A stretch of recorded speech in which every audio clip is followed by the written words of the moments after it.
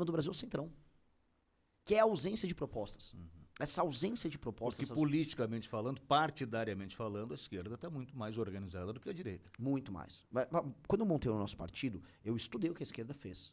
Eu peguei as experiências internacionais de esquerda, entender como funciona a militância, formação de pessoas, formação de pensamento. E a esquerda está muitos passos na frente. E eu acho que o meu campo político ele tem que se organizar. E eu acho que a direita no Brasil, ela nem sequer existe como grupo político organizado. A direita no Brasil é um grupo de pessoas produzindo conteúdo em rede social. Esse é um problema da direita. Muito desorganizada. Então, se organizar, basicamente se estrutura como força política. É aquela ideia dos 300 de Esparta, né? Uma minoria organizada derruba uma maioria desorganizada. Então, a gente tem que se organizar. Isso é obrigatório. Renan Santos, fundador do MBL, presidente do Partido Missão, pré-candidato à presidência da República, conosco hoje nesta manhã. Renan, você falou agora sobre essa questão da internet, né, e da organização. Hoje em dia é inegável que grande parte da movimentação política acontece através da internet. E eu queria entender um pouco da tua visão a respeito da campanha política, da pré-candidatura e a movimentação na internet em relação ao Partido Missão, porque é um partido que, a princípio, é relativamente novo, né? E está aí se consolidando agora na política brasileira. Olha, essa é uma pergunta que me traz um desafio muito grande, né? Porque, veja, dentro do campo da direita, vou falar dentro do antipetismo, nós não somos majoritários. Né? O bolsonarismo é uma força política maior, ainda em redes. Agora, como nós somos mais organizados, até junta nessa sua pergunta com a pergunta anterior, a gente consegue ser proporcionalmente mais forte do que eles, mesmo sendo menores. Então, saiu uma pesquisa agora que o meu engajamento em redes sociais, dentre todos os pré-candidatos, é 5 vezes maior, em termos proporcionais, que o do Flávio Bolsonaro, que é muito maior do que eu. Em termos de militância em redes sociais, a gente está mais organizado, a gente produz conteúdos de maneira mais coesa, e a nossa militância consegue fazer um barulho desproporcionalmente maior.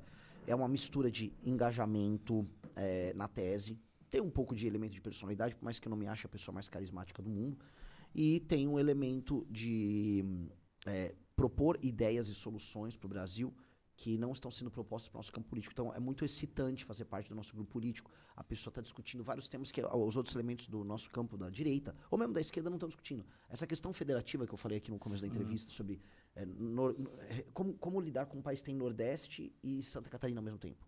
Como lidar com essas contradições? Como criar uma solução? A gente está propondo isso sem medo de perder voto. Eu vou no Maranhão e falo a mesma coisa. Eu vou na rádio no Ceará, vou falar a mesma coisa que eu estou falando aqui com vocês, porque é um problema que existe e ninguém fala.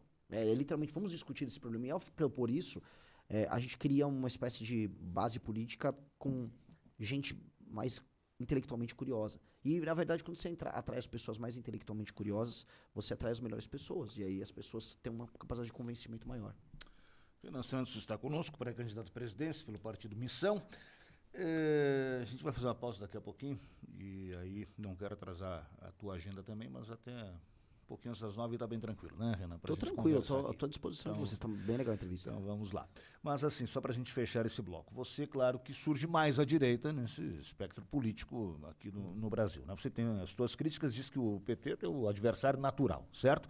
Então você tem críticas à esquerda, críticas ao governo Lula, mas você também tem críticas a Bolsonaro, ou a família Bolsonaro, digamos assim, que é quem hoje está assim, mais à frente da direita.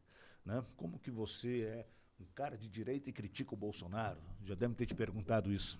Assim, eu fico... Eu viro e mexo, eu recebo essas perguntas. E as pessoas acham que defender um campo político significa defender uma pessoa.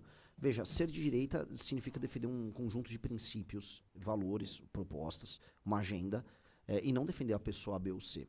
É que essa coisa de direita e esquerda no Brasil é uma coisa que pegou para valer nos últimos 15 anos. Né? As pessoas começaram a se identificar nesses termos. Antigamente não havia isso porque a direita tinha sido meio que suprimida, o termo direita do debate público. Em 2014 o Aécio precisava ter um discurso mais à direita para ganhar da Dilma e ele falou a famosa frase, não me empurre para a direita que eu não vou. Né? E foi uma das razões pelo qual ele perdeu. Ele não conseguiu criar uma campanha de massa em 14, mesmo com a Lava Jato já pegando a Dilma naquele período. Então, onde eu quero chegar com isso? Que as pessoas estão aprendendo ainda essa questão da cultura política. Para muita gente, ser de direita é ser Bolsonaro. Eu não acho o Bolsonaro um bom líder. Eu não acho o Bolsonaro uma pessoa que estava preparada quando chegou à presidência da República. Eu acho que ele falhou nisso. E ele cativou muitas pessoas, e muita gente acreditou nele como essa liderança. E perdeu. Não estou falando só perda, ele teve uma derrota eleitoral pro Lula. Ele perdeu o embate que ele tinha, o suposto embate que ele tinha com o sistema. Ele também tinha vícios de origem, especialmente com o filho dele, Flávio. E todas as vitórias que a direita nascente no Brasil obteve na década passada, a prisão do Lula, as vitórias obtidas com a Operação Lava Jato, as próprias reformas que passaram, elas foram ou derrubadas ou mitigadas no governo do Bolsonaro. Então, o bolsonarismo tem que fazer, vamos dizer, uma leitura crítica daquele período, se quiser continuar, vamos dizer, dentro do debate público de maneira honesta, e falar onde eles erraram, mas eles nunca assumem os próprios erros. Pelo contrário, é sempre culpa do outro. Ah, não, fui sabotado por isso. Não, olha só, houve erros estratégicos muito grandes ali.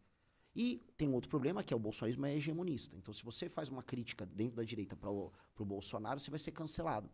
Muita gente aqui de Chapecó, inclusive, foi cancelado, foi atacado porque não quis aceitar que o Carlos Bolsonaro tem que ser o candidato por Santa Catarina. E foi atacado. E você não pode dar um pio. Não, tem que vir o Carlos Bolsonaro, que é um vereador horrível lá do Rio de Janeiro. O que você acha dessa vinda aí do absurdo. Carlos, mas antes já veio outro filho mais novo? Sim, o Jair Renan. Uhum. Assim, na verdade, vocês já estão Que é importando. vereador em Balneário. Vocês estão importando cariocas do bolsonarismo para administrar aqui faz tempo, né? Um vai ser candidato a deputado e o outro é. Eu acho que o próprio Jorge Saif, ele é carioca também. Então, tá bom, né? Vocês vão se cariocando aí, depois não reclamem quando quando pintar uma favela. Já tá pintando em Floripa, aliás, né? A real. Mas é aquela coisa de querer ser dono. É óbvio que eu mando e o que eu falar é lei? É óbvio que é. Óbvio que é, porque é o seguinte, o que o Carlos Bolsonaro... o Carlos Bolsonaro gosta de ficar aqui. A família Bolsonaro gosta, tem muito eleitor. Eu até te interrompi, você disse que ele foi um vereador?